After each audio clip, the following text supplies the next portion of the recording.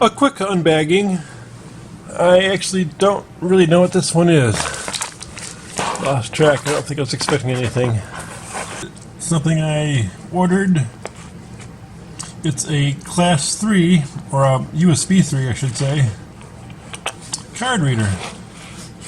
I've got all these USB ports now that are all Class 3, or most of them are. I've got like a plethora of ports in this computer I just built. Could add another 4 easily and have 8 in the front and 6 in back or more. I don't know. Anyway, I've got one reader already from that Lexar deal I showed a while back. That's all. This is a Sabrent, just a card reader, and there's a slot in the side for a full size or a micro SD card. I had a data loss. This is probably only the second or maybe the third time I've ever lost data on an SD card. So I don't know if I should blame the Sabrent for it or not. This is a Sony SD card. I did get the data off the card successfully. I do get very fast transfer rates. You do notice the difference between like the speed of this Sony card and the speed of the card that's inside of this unit.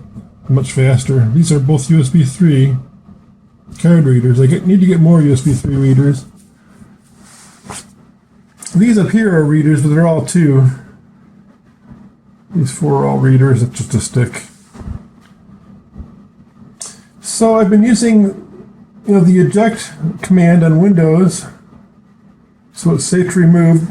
And then I was leaving this plugged into the computer and plugging the card in and out, but using eject first, then pulling the card out, putting another card in.